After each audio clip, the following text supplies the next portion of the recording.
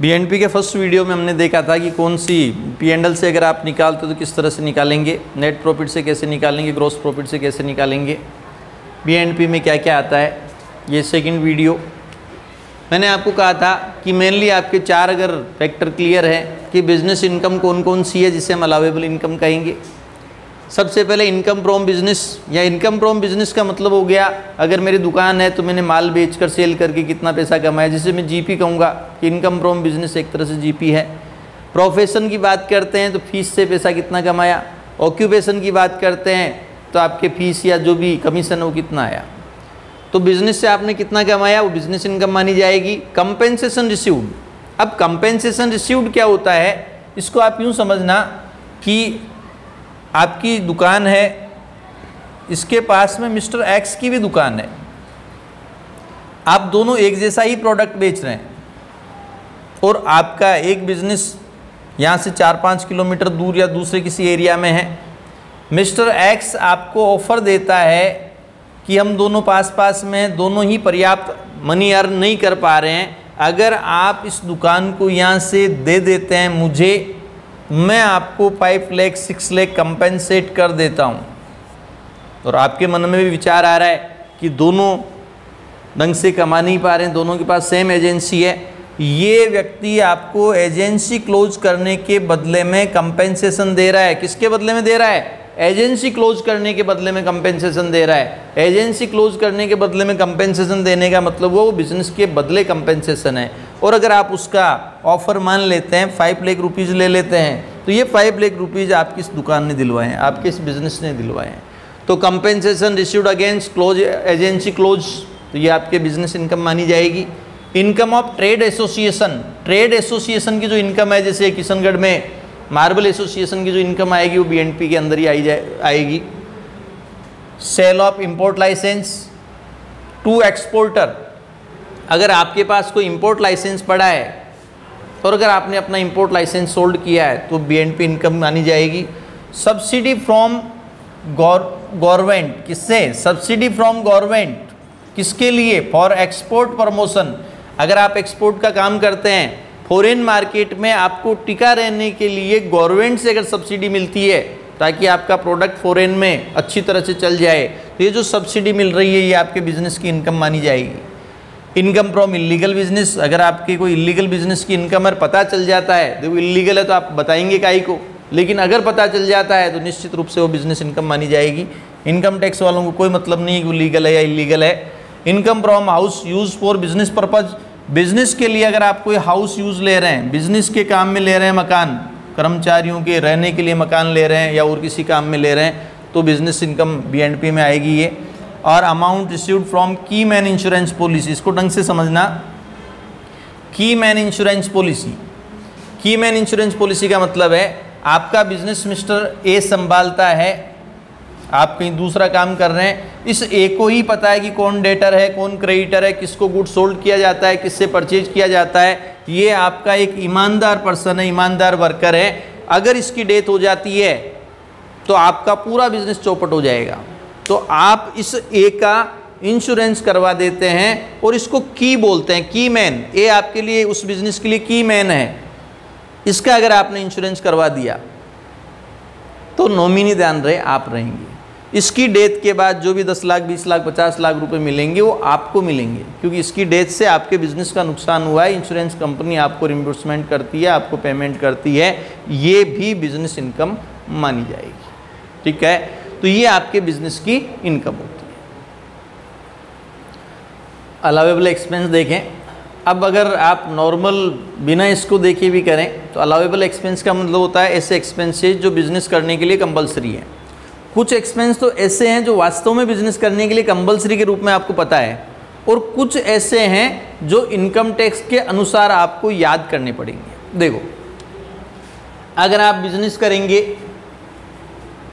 तो वर्कर को सैलरी देनी है, वेजेस देनी है, expense related to entity, entity से रिलेटेड, व्यापार से रिलेटेड जितने भी एक्सपेंस है वो अलाउ होते हैं। अगर मैं पढ़ा रहा हूँ तो मार्कर का एक्सपेंस बिना लिखे ही अलाउ है, लाइट का बिल अलाउ है। इनकम टैक्स वाले ये नहीं कह सकते कि मार्कर किस काम में लिया, लाइट का बिल क्यों चुकाया, पानी का बिल क्यों चुकाया। तो एंटिटी से रिलेटेड सारे एक्सपेंसेज आप खुद जानते हैं वो अलाउ है, ठीक है।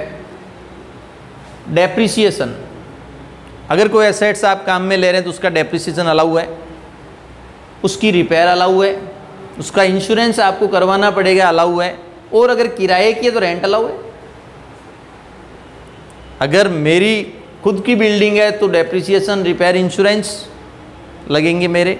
मैंने रेंटल बिल्डिंग में काम किया तो मुझे रेंट पेड करना पड़ेगा, अलाउ। अलाउ का मतलब आपको बिजनेस का खर्चा मानना है, ठीक है। यह आपको ध्यान रखना है कि इनटेंजिबल एसेट्स पर लिख लेना मेरे साथ, क्योंकि सारी चीज़ में नहीं लिख सकता, 5-7 दिन का टाइम है, एग्ज़ाम जस्ट पास में है और ये वीडियो एक तरह से फास्टली बन रही है, ध्यान रखना।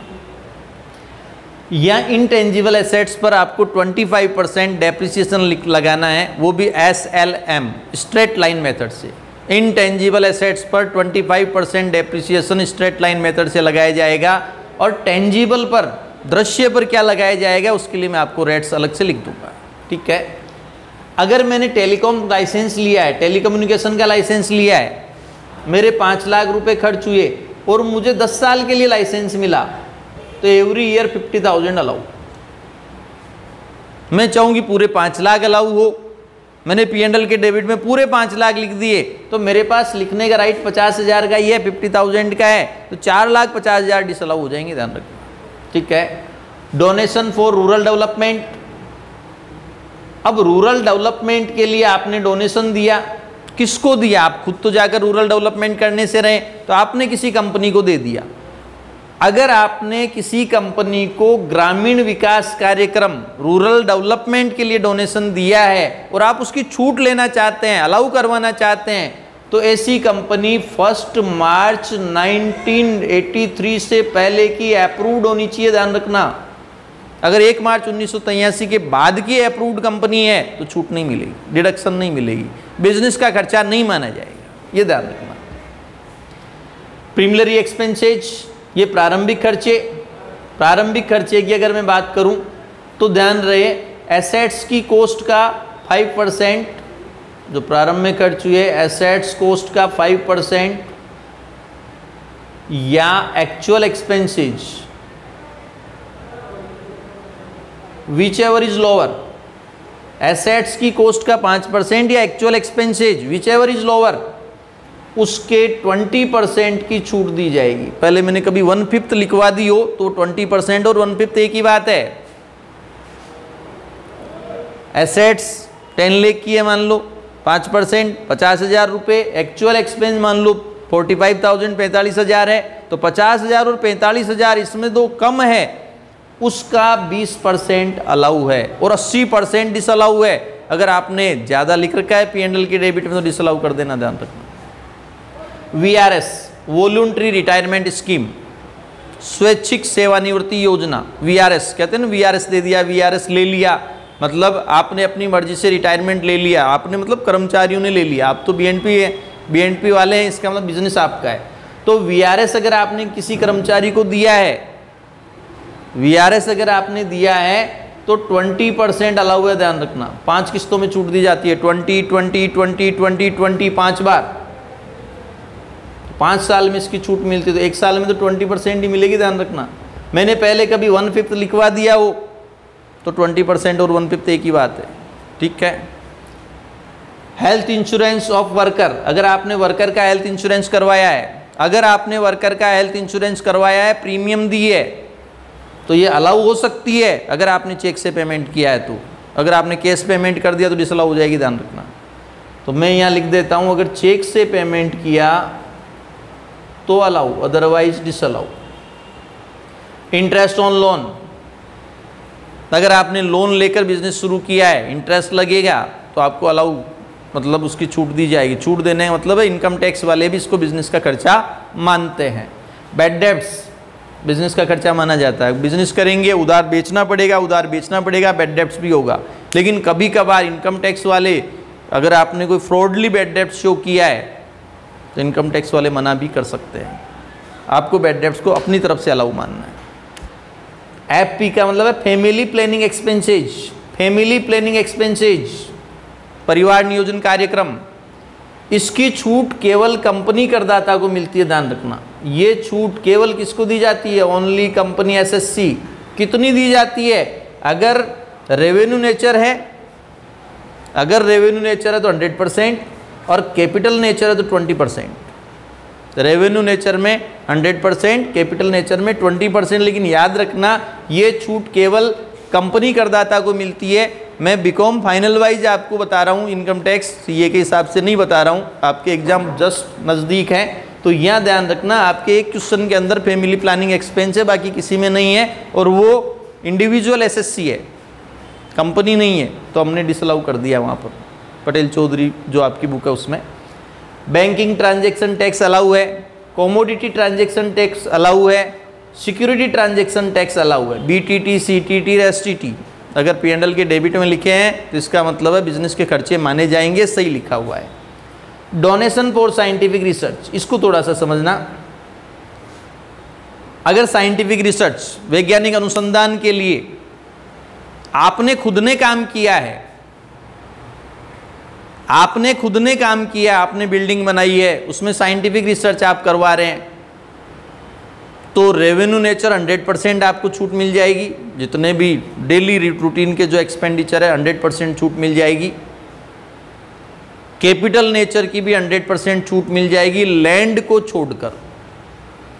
तो रेवेन्यू नेचर में परक्विजिट्स ऑफ एम्प्लॉइज को छोड़ना है, कर्मचारियों का अनुलाभ अगर आपने कोई दिया है तो उसको छोड़ देना, और कैपिटल नेचर के अंदर आप लैंड को छोड़ देना। बाकी 3 साल पहले के जितने भी खर्च हुए उनके एक साथ आपको छूट मिल जाएगी। वापस सुनना, अगर मैं खुद साइंटिफिक रिसर्च करवा रहा हूँ, मुझे कोई रिसर्च करवानी है, मैंने खुद ने लैब बनवाई है, उसमें मैं साइंटिफिक रिसर्च करूँगा, तो लेबोरेटरी के जितने भी खर्चे हैं कैपिटल नेचर के 3 साल के सारे की सारी छूट मिल जाएगी मुझे लैंड को छोड़कर।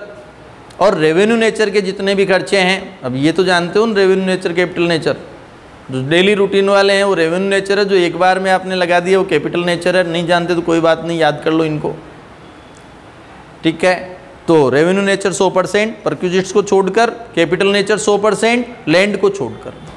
अगर मैंने डोनेशन दे दिया साइंटिफिक रिसर्च में, खुद नहीं करवा रहा हूँ, डोनेशन दे दिया, तो मुझे 150% की छूट मिलेगी। मैं 1 लाख रुपए डोनेशन देता हूँ तो मुझे 1.5 लाख रुपए की छूट मिलेगी, ये ध्यान रखना। गवर्नमेंट चाहती है कि जगह जगह लैब नहीं बने, और आपको अपनी रिसर्च करवानी है तो कहीं लैब बनी हुई है, आप वहाँ रिसर्च करवा लें, आपको ज़्यादा छूट मिल जाएगी। ये आपके अलाउ एक्सपेंसेज होते हैं, ध्यान रखना। इसके अलावा भी ये कोई लिस्ट वैसे